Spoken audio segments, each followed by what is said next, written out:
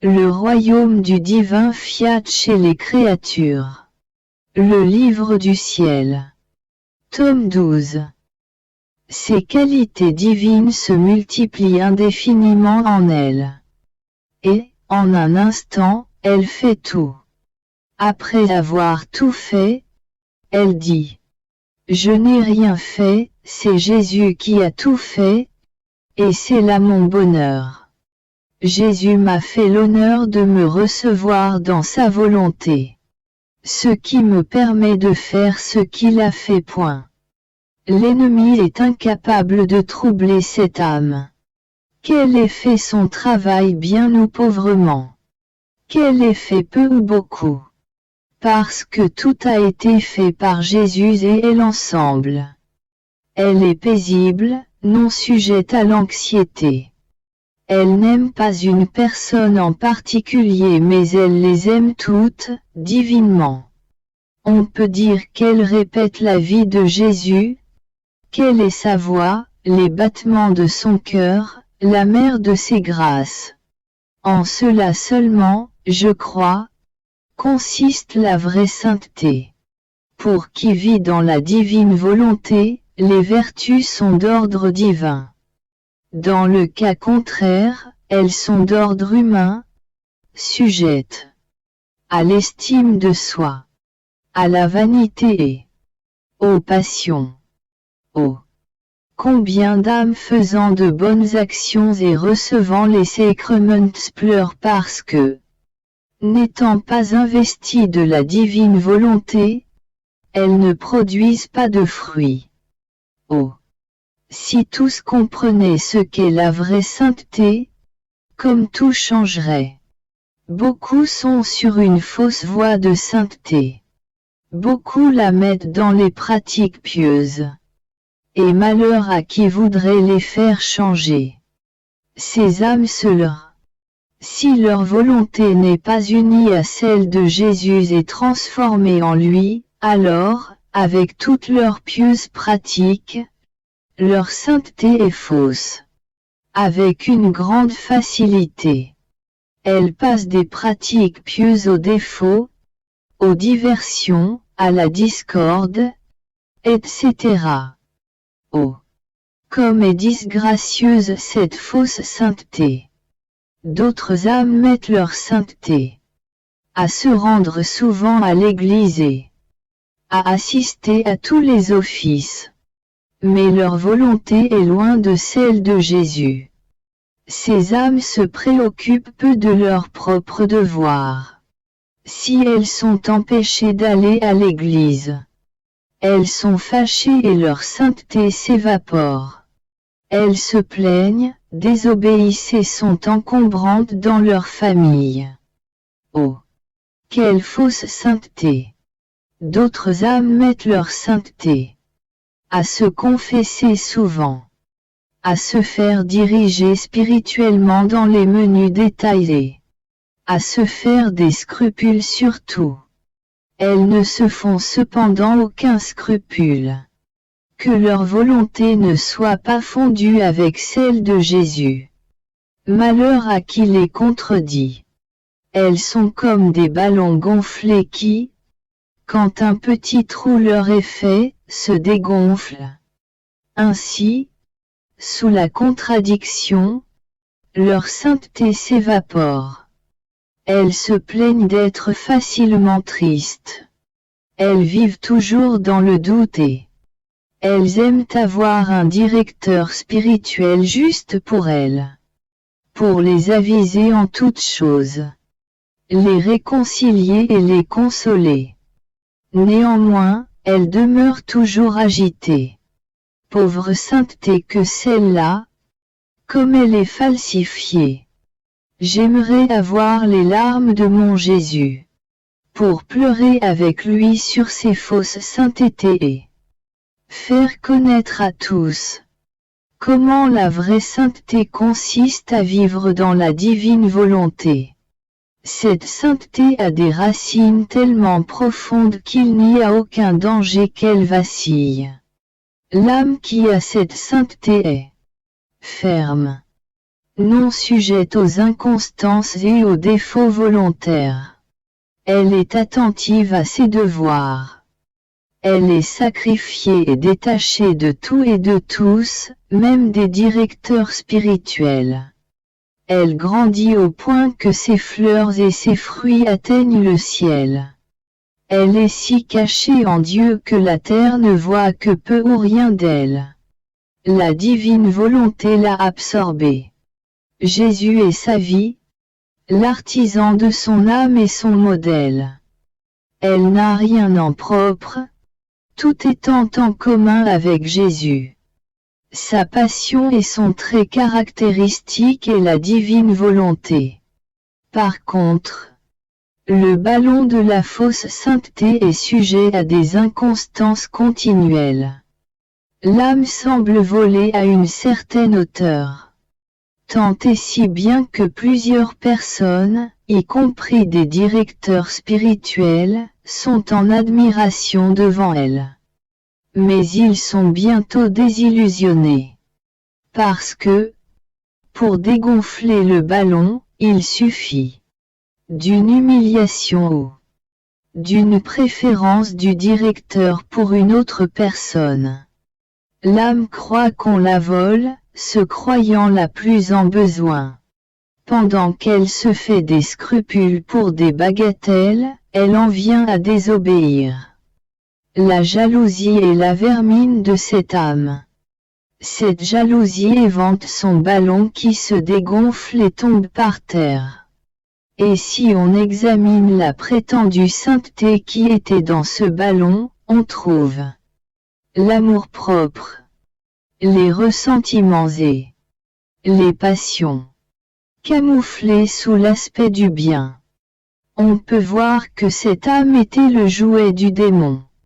Seulement Jésus connaît tous les maux de cette fausse sainteté, de cette vie de dévotion sans fondement, basée sur la fausse piété.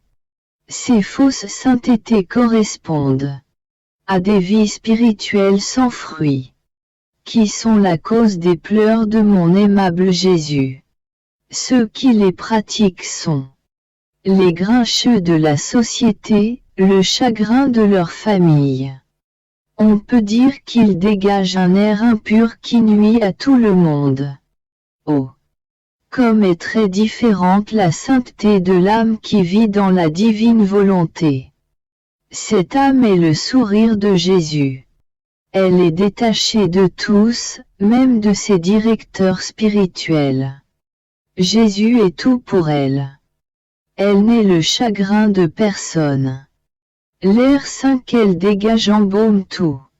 Elle inspire l'ordre et l'harmonie pour tous. Jésus, jaloux de cette âme, se fait en elle l'acteur et le spectateur en tout. Pas une seule de ses respirations, une seule de ses pensées ou un seul de ses battements de cœur qui ne soit régularisé par Jésus. Cette âme est si absorbée par la divine volonté qu'elle en oublie presque qu'elle vit en exil. Poursuivant dans mon état habituel, je souffrais beaucoup parce que, m'étant apparue, ma céleste maman était toute en pleurs. Je lui ai demandé, ma mère, pourquoi pleures-tu?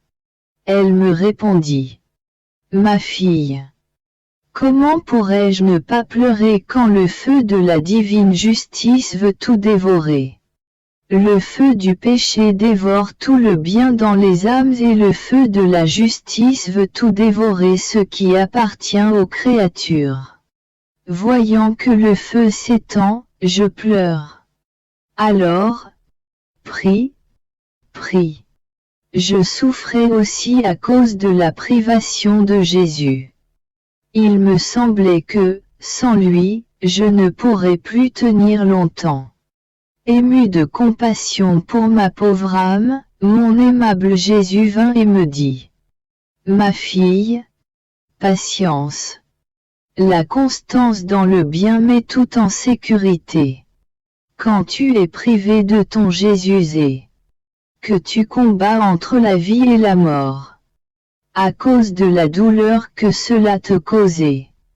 Que, malgré cela, tu demeures constante dans le bien et ne négliges rien, tu es en plein combat. À travers ce combat, l'amour-propre et les satisfactions naturelles te quittent. Ta nature est laissée comme défaite et ton âme devient pour moi un jus si pur et si doux que je le bois avec beaucoup de contentement. Ensuite, je me ramollis et je te regarde tout rempli d'amour et de tendresse, ressentant tes souffrances comme si elles étaient miennes. Si tu es froide, aride ou autre chose et que tu demeures constante, combien de renoncements additionnels tu réalises. Tu formes encore plus de jus pour mon cœur passionné. Il en est comme pour un fruit, qui a une pelure épineuse et dure, mais qui contient à l'intérieur une substance douce et utile. Si la personne est constante à enlever les épines, alors, en pressant le fruit, elle en savoure toute la substance. Le pauvre fruit est ainsi vidé de son contenu et sa pelure épineuse jetée. Pareillement, à travers la froideur et l'aridité, l'âme rejette les satisfactions naturelles et elle se vide d'elle-même dans la constance. Elle reste avec le fruit pur et doux du bien dont je me délecte. Si tu es constante, tout contribuera à ton bien et je te donnerai ma grâce en abondance. Poursuivant dans mon état habituel, mon doux Jésus me dit: Ma fille, les ténèbres sont épaisses et les créatures tombent de plus en plus. Dans ces ténèbres, elles creusent le précipice où elles périront. L'esprit de l'homme est demeuré aveugle. Il n'a plus de lumière pour voir le bien, il ne voit que le mal. Ce mal l'inondera et le fera périr. Là où il pense trouver la sécurité, il trouvera la mort. Hélas! Ma fille, hélas! Il ajouta: Les actions faites dans ma volonté sont comme des soleils illuminant tout. Tant que les actions de la créature demeurent dans ma volonté, de nouveaux soleils brillent sur les esprits aveuglés. Les âmes qui ont un minimum de bonne volonté trouvent la lumière pour échapper au précipice. Toutes les autres périront. En ces temps de ténèbres si épaisses, quel bien font les créatures vivant dans ma volonté. Les âmes qui survivront, le feront seulement à cause de ces créatures. Puis, il partit. Plus tard, il revint et ajouta: Je peux dire que l'âme qui vit dans ma volonté est ma monture. Chez elle, je tiens les rênes de tout, celles de son esprit, de ses affections et de ses désirs. Je ne laisse rien sous son pouvoir. Je m'assois sur son cœur pour être plus confortable. Ma domination est complète et je fais ce que je veux. Je fais courir ma monture à un moment et voler à un autre. Elle me conduit au ciel à un moment et je fais le tour de la terre à un autre. Je m'arrête à un autre moment. Oh! Comme je suis glorieux et victorieux, je gouverne et règne. Mais si l'âme ne fait pas ma volonté et vit dans sa volonté humaine, ma monture est ruinée. L'âme prend les rênes. Et je reste sans domination comme un pauvre roi jeté hors de son royaume. L'ennemi prend ma place et les rênes restent à la merci de ses passions. Ce matin, mon toujours aimable Jésus me transporta hors de mon corps. Il était dans mes bras, sa face tout près de la mienne. Avec grande douceur, il me baisa, comme s'il ne voulait pas que je m'en aperçoive. Comme il répétait ses baisers, je ne pus m'empêcher de lui rendre la pareille. Pendant que je le faisais, la pensée me vint de baiser ses très saintes lèvres dans le but de lui enlever son amertume. Qui sait s'il ne m'accorderait pas cela? Je le lui ai demandé, j'ai essayé, j'ai mendié qu'il verse en moi son amertume. J'ai sucé avec plus de force, mais rien. On aurait dit qu'il souffrait des efforts que je faisais. Ayant essayé une troisième fois, j'ai ressenti sa respiration très amère venir en moi. Et j'ai vu une chose dure obstruant sa gorge, empêchant son amertume de sortir pour se verser en moi. Très affligé et presque en pleurant, mon Jésus me dit: ma fille, résigne-toi. Ne vois-tu pas l'accablement dans lequel l'homme m'a plongé par le péché, au point que cela m'empêche de faire participer à mon amertume celle qui m'aime? Ne te souviens-tu pas que je t'ai dit: laisse-moi faire cela, autrement, l'homme atteindra un tel point dans le mal qu'il épuisera le mal lui-même. Mais tu ne voulais pas que je le frappe. L'homme empire toujours. Il a accumulé en lui tant de pu que pas même la guerre ne fut capable de l'en départir. La guerre ne l'a pas arrêté, plutôt, elle l'a rendu plus osé. Les révolutions le rendront furieux. La misère le rendra désespéré et il tombera dans les bras du crime. Tout cela servira d'une manière ou d'une autre à le dégager de sa pourriture. Ensuite, ma bonté le frappera. Non indirectement à travers les créatures, mais directement du ciel. Ses châtiments seront pour lui comme une rosée bienfaisante qui le tueront. Touché par ma main, il se rendra compte de son état. Il se réveillera du sommeil du péché et il reconnaîtra son Créateur. Ma fille, prie pour que tout tourne pour le bien de l'homme. Jésus resta avec son amertume. J'étais affligé parce que j'étais incapable de le soulager. J'ai uniquement senti sa respiration, après quoi je me suis retrouvé dans mon corps.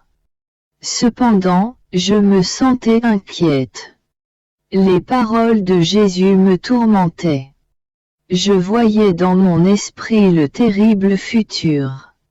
Pour me calmer et me distraire, Jésus revint et me dit: que d'amour, que d'amour. Pendant que je souffrais, je disais: ma souffrance, cours, va à la recherche de l'homme. Aide-le et sois sa force dans ses souffrances.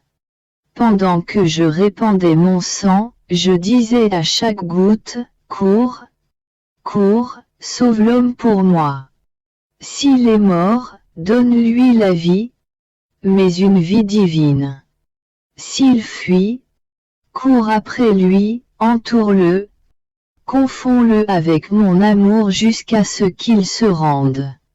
Pendant la flagellation, alors que se formaient les plaies de mon corps, je répétais: mes plaies, ne restez pas avec moi, mais cherchez l'homme.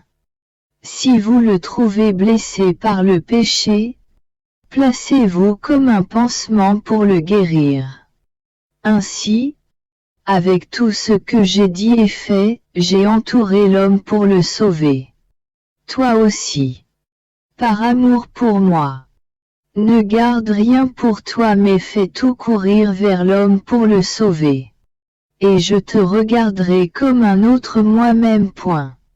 Pendant que j'étais dans mon état habituel et que je souffrais beaucoup, mon aimable Jésus vint et me dit: ma fille, tout ce que j'ai fait est éternel. Mon humanité n'a pas souffert que pendant un temps, mais sa souffrance se prolonge jusqu'à la fin du monde.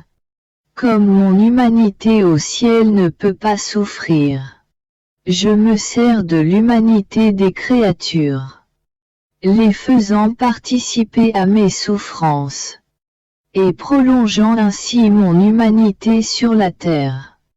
Et cela, je le fais avec justice. Car, lorsque j'étais sur la terre, j'incorporais en moi-même les humanités de toutes les créatures dans le but de les garder en sécurité et de tout faire pour elles. Maintenant que je suis au ciel, je diffuse dans les créatures mon humanité, mes souffrances et tout ce que mon humanité a fait pour le bien des âmes égarées. Je le fais spécialement dans les âmes qui m'aiment afin de pouvoir dire au Père: mon humanité est au ciel et aussi sur la terre, dans les âmes qui m'aiment et qui souffrent. Ainsi, à cause des âmes qui m'aiment et qui se substituent à moi, ma satisfaction est complète. Mes souffrances sont toujours actives. Console-toi donc quand tu souffres, parce que tu reçois l'honneur de te substituer à moi. Ayant reçu mon Jésus dans la Sainte Communion, je pensais: comment puis-je lui donner amour pour amour, puisqu'il n'est pas en mon pouvoir de me rapetisser comme lui le fait dans l'hostie par amour pour moi. Alors, mon bien-aimé Jésus me dit: ma fille, si tu ne peux pas te réduire par amour pour moi sous la forme d'une petite hostie, tu peux très bien te réduire complètement dans ma volonté, te faisant ainsi hostie dans ma volonté. À chaque action que tu feras dans ma volonté, tu seras une hostie pour moi et je me nourrirai de toi comme tu te nourris de moi. Qu'est-ce que l'hostie? N'est-elle pas ma vie? Et qu'est-ce que ma volonté? N'est-elle pas la totalité de ma vie? Tu peux faire de toi une hostie par amour pour moi. Autant tu fais d'action dans ma volonté, autant tu peux former d'hostie pour me donner amour pour amour. Ce matin, après avoir reçu Jésus béni, je lui ai dit: Jésus, ma vie, dis-moi quel fut ton premier geste après t'être reçu toi-même en instituant l'Eucharistie. Il me répondit: ma fille, mon premier geste fut de multiplier ma vie en autant de vies qu'il existera de vies humaines sur la terre. Ainsi, chacun aura ma vie pour lui seul. Une vie qui, sans cesse, prie, remercie, satisfait et aime. Cela, au même titre que j'ai multiplié mes souffrances pour chaque âme, comme si j'avais souffert pour elle seule. À ce moment suprême de me recevoir sous la forme sacramentelle, je me suis donné à chacun pour souffrir ma passion dans chaque cœur afin de le conquérir. À force de souffrance et d'amour, en donnant totalement ma divinité, j'ai pris possession de tous. Hélas, mon amour fut désappointé par beaucoup. J'attends avec anxiété des âmes aimantes qui, en me recevant, s'uniront à moi pour se multiplier en tous et vouloir tout ce que je veux. Je recevrai de ces âmes ce que les autres ne me donnent pas. J'aurai le contentement d'avoir des âmes conformes à mes désirs et à ma volonté. Ainsi, ma fille, quand tu me reçois, fais ce que j'ai fait. Et j'aurai le contentement qu'il y a au moins une âme qui veut la même chose que moi. Pendant qu'il disait cela, il avait l'air très affligé. Je lui dis, Jésus, qu'est-ce qui t'afflige tant? Il me répondit, ah! Quelles inondations il y aura! Quels mots! Quels mots! L'Italie se dirige vers de bien tristes moments. Viens plus près de moi et prie pour que les mots ne soient pas pires. Point. Je repris, ah! Mon Jésus! Que deviendra mon pays?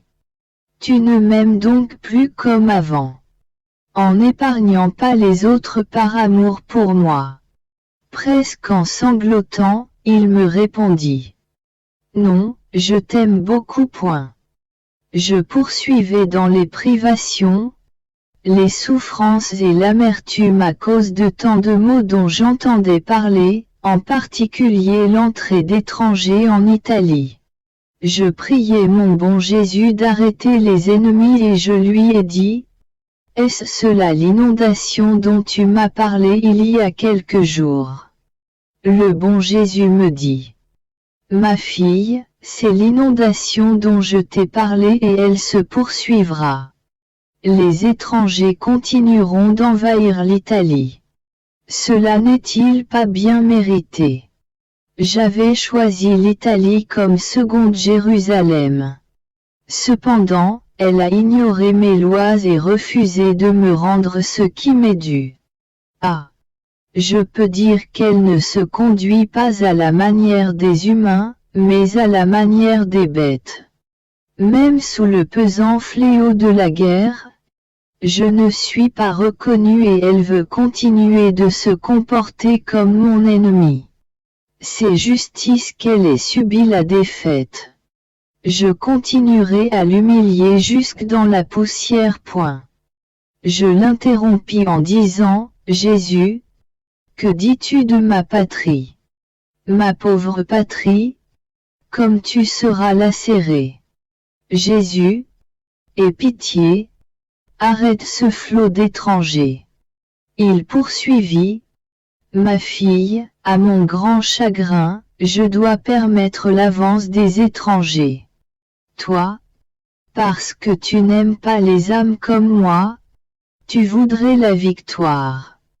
Si l'Italie gagnait, ce serait la ruine des âmes. Son orgueil arriverait à un tel degré qu'il anéantirait le peu de bien qui reste dans la nation. Elle se montrerait comme une nation qui peut se passer de Dieu. Ah! Ma fille, les fléaux continueront, des villes seront dévastées. Je vais les priver de tout. Les pauvres et les riches seront sur le même pied. Ils n'ont pas voulu reconnaître mes lois.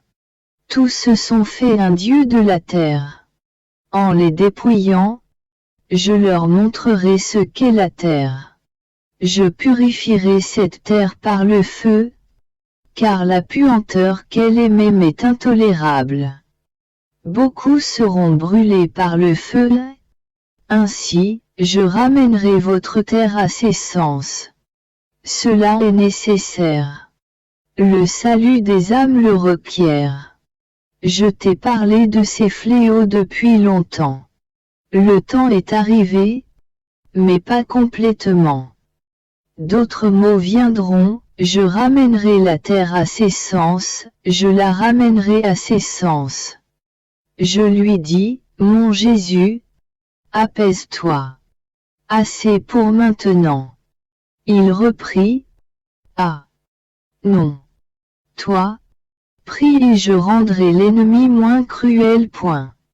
Je poursuivais dans mon état de souffrance. Mon aimable Jésus venait et s'envolait immédiatement à la vitesse de l'éclair, ne me laissant pas même le temps de le supplier pour les mots qu'endure là. Pauvre humanité, spécialement ma chère terre natale. Quel coup pour mon cœur que cette invasion d'étrangers chez nous. Jésus me l'avait pourtant dit auparavant pour me faire prier. Mais, quand je le prie, il me dit, je serai inexorable. Point.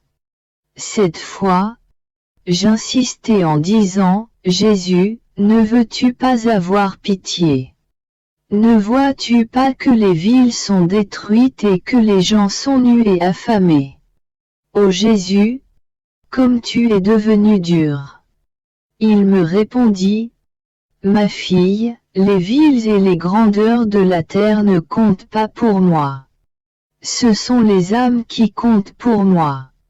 Après avoir été détruites, les villes, les églises et les autres choses peuvent être reconstruites. Au déluge, n'ai-je pas tout détruit? N'a-t-il pas été reconstruit par la suite? Mais les âmes, si elles sont perdues, c'est pour toujours. Personne ne peut me les redonner. Je pleure sur elles. On a renoncé au ciel pour ne s'attacher qu'à la terre. Je détruirai la terre. Je ferai disparaître ces plus belles choses qui, comme des pièges, capturent l'homme. Je lui dis, Jésus, que dis-tu? Il me rétorqua, courage. Ne te déprime pas. Je vais procéder. Et toi, viens dans ma volonté et vis en elle. Que la terre ne soit plus ta demeure mais uniquement moi. Ainsi, tu seras totalement en sécurité. Ma volonté a le pouvoir de rendre l'âme transparente. Et, quand elle l'est, tout ce que je fais rayonne en elle. Si je pense, ma pensée rayonne en son esprit et y devient lumière et, en tant que lumière, sa pensée rayonne en la mienne. Si je regarde, parle, aime, etc. comme autant de lumière, ces actes rayonnant en l'âme et de là, en moi.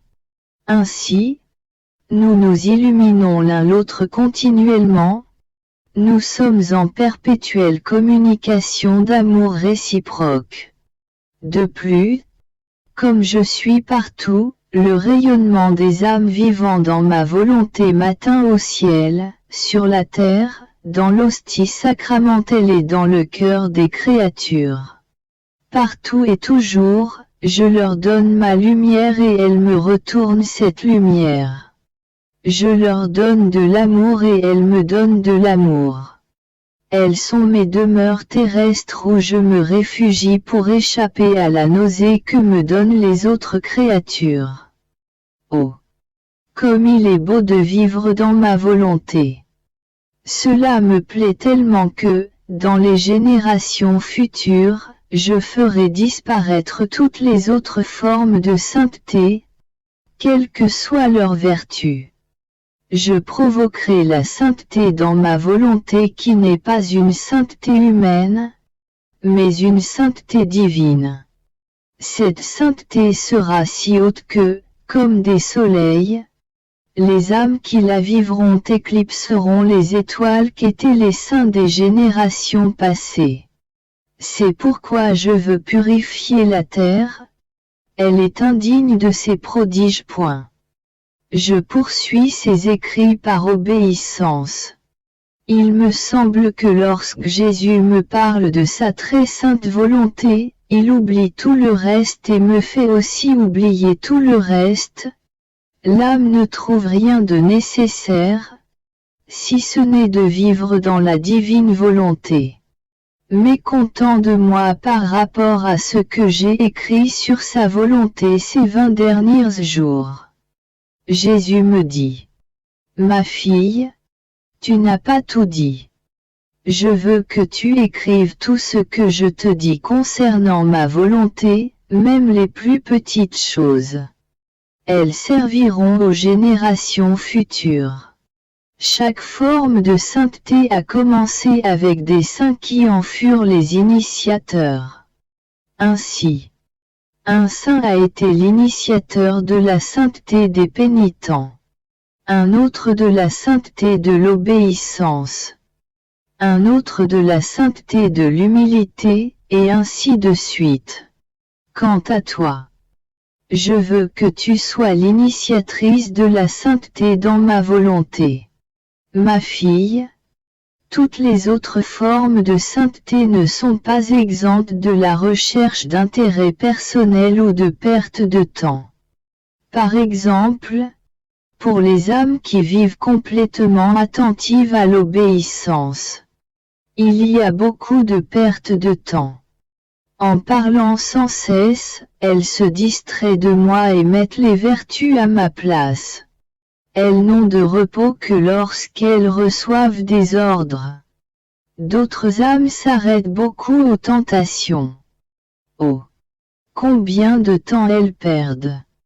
Elles ne se fatiguent jamais de raconter toutes leurs épreuves, mettant ainsi les vertus à ma place. Ces diverses formes de sainteté se brisent souvent en morceaux. La sainteté dans ma volonté, par contre, est exempte de la recherche d'intérêt personnel et de perte de temps. Il n'y a aucun danger que l'âme qui vit cette sainteté m'échange pour les vertus. La sainteté dans la divine volonté fut celle de mon humanité sur la terre. J'ai tout fait pour chacun sans la moindre ombre d'intérêt personnel. L'intérêt personnel efface l'empreinte de la sainteté divine. L'âme qui cherche son intérêt personnel ne peut être un soleil. Au mieux, elle sera une étoile. En ces temps si tristes, les créatures ont besoin de ces soleils qui les réchauffent, les illuminés, les fécondants. La générosité de ces anges terrestres qui font tout pour le bien des autres, sans aucune ombre d'intérêt personnel, ouvre dans les cœurs les chemins de ma grâce. Les églises sont peu nombreuses. Cependant, beaucoup seront détruites. Souvent, je ne trouve pas de prêtre pour me consacrer sous la forme eucharistique. Certains permettent que des âmes indignes me reçoivent. Certaines âmes ne se donnent pas la peine de me recevoir. Et d'autres ne le peuvent pas. Ainsi, mon amour est entravé. Voilà pourquoi je veux la sainteté dans ma volonté. Pour les âmes qui la vivront, je n'aurai pas besoin de prêtres pour me consacrer, ni d'église, ni de tabernacles, ni d'hostie, parce que ces âmes seront toutes ensemble. Prêtres, tabernacles et hostie. Mon amour sera plus libre. Quand je voudrais me consacrer, je pourrai le faire. À tout moment. Jour et nuit. Et partout où ces âmes se trouveront. Oh! Comme mon amour trouvera son complet déversement. Ah! Ma fille! La génération présente mérite d'être complètement détruite. Si je permets à quelques personnes de rester, ce sera pour former ces soleils de sainteté dans ma volonté qui feront pour moi tout ce que les autres créatures, passées, présentées, futures, me doivent. Alors, la terre me donnera une vraie gloire et mon fiat volutatua sur la terre comme au ciel connaîtra son total accomplissement. Point. Après avoir reçu Jésus dans le Saint-Sacrement, je lui ai dit: Je te baise du baiser de ta volonté. Tu n'es pas content si je te donne seulement mon baiser. Tu veux aussi le baiser de toutes les créatures. Ainsi, je te donne le baiser de ta volonté parce que là se trouvent toutes les créatures. Sur les ailes de ta volonté. Je prends toutes les bouches des créatures et je te donne le baiser de toutes. Je te baise, non pas avec mon amour, mais avec ton propre amour. Ainsi, Tu sentiras le contentement, la douceur et la gentillesse de ton propre amour sur les lèvres de toutes les créatures. Et tu seras forcé de donner ton baiser à chacune. Qui pourrait raconter toutes les autres idioties que j'ai ainsi dites à mon aimable Jésus. Il me dit: Ma fille, comme il m'est doux de voir et de ressentir une âme dans ma volonté. Sans qu'elle s'en aperçoive, elle se place au niveau de mes actions et de mes prières telles que je les faisais quand j'étais sur la terre. Elle se met presque à mon niveau. Dans mes plus petites actions, je portais toutes les créatures passées, présentes et futures, de manière à présenter au Père des actes complets au nom de toutes. Pas une seule respiration des créatures ne m'échappait. Autrement, le Père aurait trouvé des exceptions et n'aurait pas reconnu toutes les créatures ou tous leurs actes. Il aurait pu me dire: Tu n'as pas tout fait pour chaque créature, ton travail n'est pas complet. Je ne peux reconnaître toutes les créatures parce que tu ne les as pas toutes incorporées à toi et je ne veux reconnaître que ce que tu as fait. Ainsi, dans l'immensité de ma volonté, de mon amour et de ma puissance, j'ai tout fait pour chaque créature. Les actions qui ne sont pas faites dans ma volonté ne peuvent me plaire, si belles soient-elles. Elles sont basses, humaines et limitées. Par contre, les actions faites dans ma volonté sont nobles, divines et infinies, comme ma volonté. Elles sont similaires aux miennes et je les revêts de la même valeur, du même amour et de la même puissance. Je les multiplie en tous et les étends à toutes les générations. Que m'importe qu'elles soient petites. Ce sont mes actions qui sont répétées et cela suffit. L'âme se place alors dans son vrai néant. Non pas en attitude d'humilité, où elle ressent toujours quelque chose d'elle-même. Mais, en tant que rien, elle entre dans le tout que je suis et elle travaille avec moi, en moi et comme moi. Complètement dépouillée d'elle-même. Elle ne s'arrête ni à ses mérites ni à son intérêt personnel. Plutôt, tout attentive à me rendre heureux. Elle me donne une domination absolue sur tous ses actes. Sans chercher à savoir ce que j'en fais. Une seule pensée l'occupe, vivre dans ma volonté, me suppliant de lui accorder cet honneur. C'est pourquoi je l'aime tant. Toutes mes prédilections et tout mon amour sont pour elle. Et si j'aime les autres, c'est en vertu de l'amour que je porte à cette âme. Mon amour pour eux passe par elle. De la même manière que le Père aime les créatures en vertu de l'amour qu'il me porte. Je lui dis: Comme il est vrai que, dans ta volonté, l'âme est habitée par l'ardent désir de répéter tes actes et ne peut désirer rien d'autre. Tout le reste disparaît et elle ne veut rien faire d'autre. Jésus poursuivit. Et je lui fais tout faire et je lui donne tout. Poursuivant dans mon état habituel. Je me fondais dans la sainte volonté de mon doux Jésus. Je priais, aimais et faisais réparation. Jésus me dit: Ma fille, voudrais-tu une comparaison concernant les actes faits dans ma volonté? Regarde les cieux. Tu y trouves le soleil. Une boule de lumière qui a ses limites et sa forme. Cependant, la lumière qui provient de l'intérieur de ses limites remplit toute la terre et tout l'espace. Pas un espace limité. Mais partout où se trouve de la terre, des montagnes et des mers. les investissant de sa lumière majestueuse et de sa chaleur bienfaisante. Il est le roi des planètes. Il a la suprématie sur toutes les choses créées. Tels sont les actes faits dans ma volonté, et même plus. En faisant ces actes par sa propre volonté, la créature agit de façon pauvre et limitée.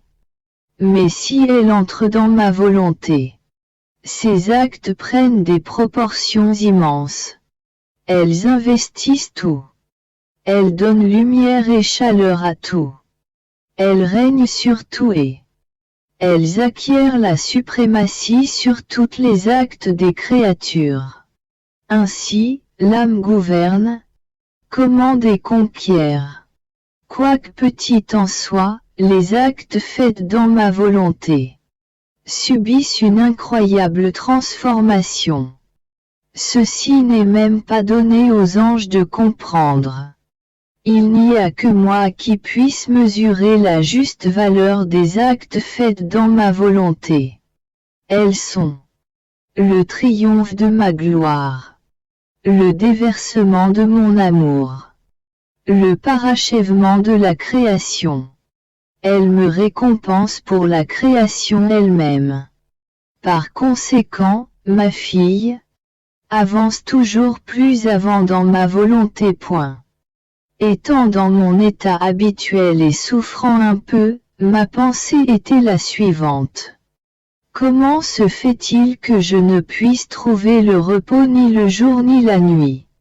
Plus je suis faible et souffrante, plus mon esprit est éveillé et incapable de se reposer. Mon doux Jésus me dit. Ma fille, toi, tu ne sais pas pourquoi, mais je vais te le dire. Mon humanité n'avait pas de repos. Même durant mon sommeil, je n'avais aucun répit. J'étais intensément à l'œuvre. Car, ayant à donner la vie à chaque chose et à chacun, il m'était nécessaire de travailler sans arrêt. Celui qui doit donner la vie doit être continuellement en action. Si j'avais voulu me reposer, combien de vies n'auraient pu surgir? Combien, sans mon action continuelle, n'auraient pu se développer et seraient demeurées atrophiées? Combien n'auraient pu entrer en moi? Parce que privé de l'acte vital de celui qui, seul, peut donner la vie. Ma fille, te voulant dans ma volonté, je te veux en action continuelle. Ton esprit pleinement éveillé est action. Le murmure de ta prière est action. Le mouvement de tes mains, les battements de ton cœur, les clignotements de tes paupières sont action. Tes gestes peuvent être petits, peu m'importe. Du moment que tu bouges, que tu sèmes. J'unis tes actions aux miennes et je les fais grandes. Je leur donne la vertu de produire des vies. Beaucoup de mes actions étaient petites en apparence. Par exemple, quand j'étais petit, je pleurais, je suçais le lait de ma mère. Je m'amusais à la baiser, à la caresser, à entrelacer mes petites mains avec les siennes. Un peu plus grand. Je cueillais des fleurs pour elle. Je puisais de l'eau, et ainsi de suite. C'étaient des actions petites. Mais, parce qu'elles étaient unies à la volonté de ma divinité, elles étaient capables de créer des millions de vies. Quand je pleurais, de mes pleurs surgissaient des vies de créatures. Quand je suçais, baisais, caressais, c'étaient des vies que je créais. Dans mes doigts entrelacés avec ceux de ma mère, des âmes coulaient. Quand je cueillais des fleurs et que je puisais de l'eau, des âmes sortaient de mes battements de cœur amoureux. J'agissais continuellement. C'est la raison de tes veilles. Quand je vois tes veilles et tes actions dans ma volonté, tantôt placées à mes côtés, tantôt coulant dans mes mains, dans ma voix, dans mon esprit ou dans mon cœur, je les fais couler pour le bien et le salut de tous. Je leur donne la vertu de mes propres actions. J'étais dans mon état habituel et mon toujours aimable Jésus se montra très affligé. Il se plaigna de ceux qui lui volent l'affection des créatures en prenant sa place dans les âmes. Je lui dis, mon amour, ce vice est-il laid au point de tant t'affliger? Il me répondit, ma fille, cela est plus que laid, c'est terrible. C'est le renversement de l'ordre prévu par le Créateur. La créature se place au-dessus du Créateur. Cela équivaut à dire, je suis aussi bon que Dieu.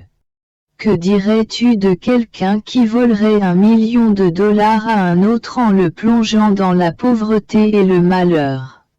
Je lui répondis, il devrait remettre l'argent volé ou bien être condamné. Jésus reprit. Cependant, quand on me vole l'affection des créatures, c'est plus que de me voler des millions.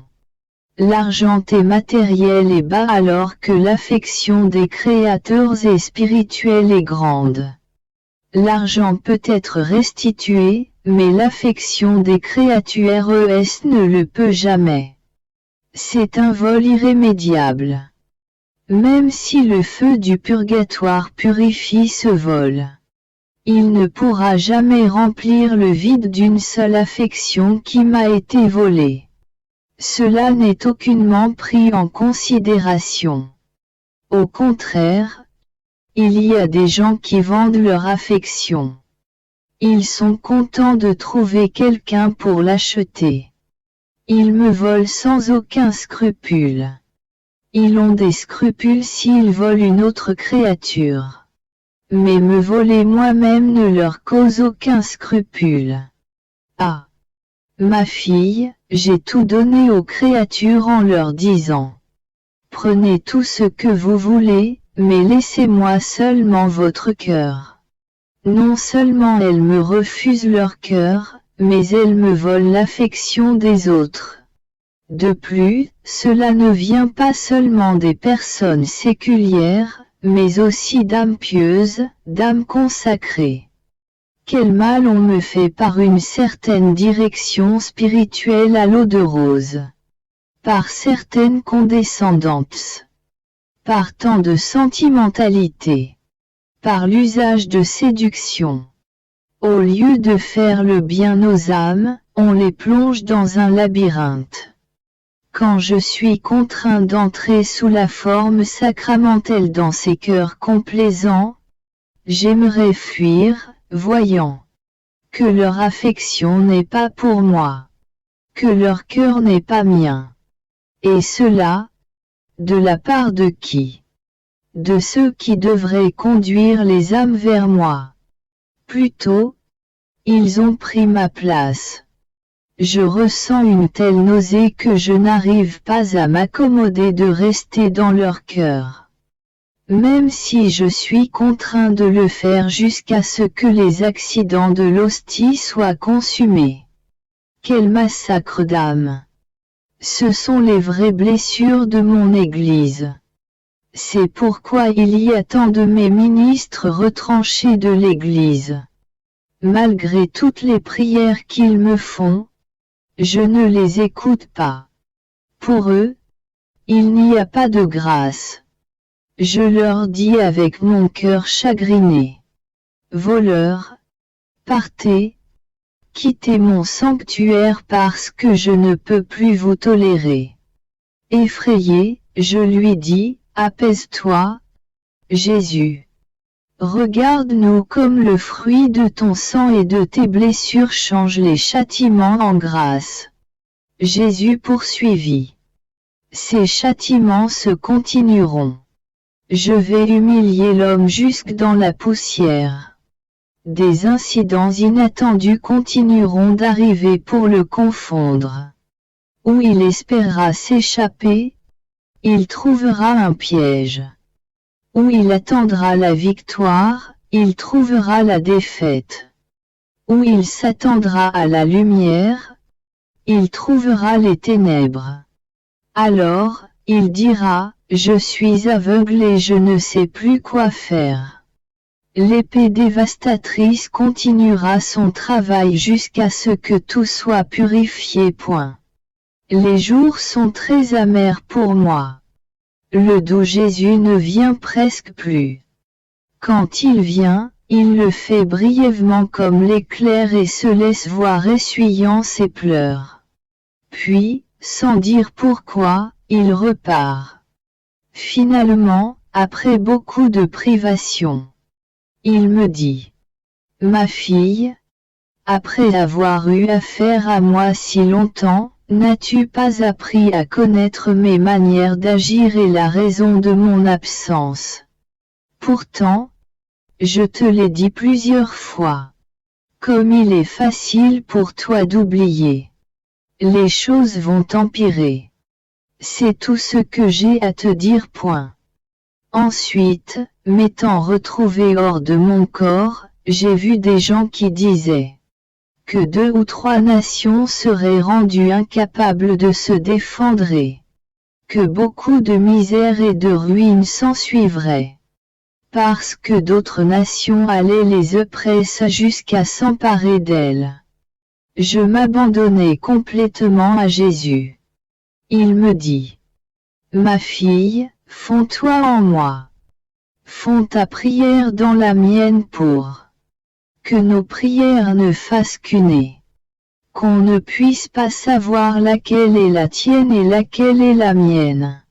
Tes souffrances, tes actions, ta volonté et ton amour. Fonds-les dans mes souffrances, mes actions, ma volonté et mon amour. Fonds-les de telle manière que tu puisses dire, ce qui est à Jésus est à moi et que je puisse dire, ce qui est à Louisa est à moi.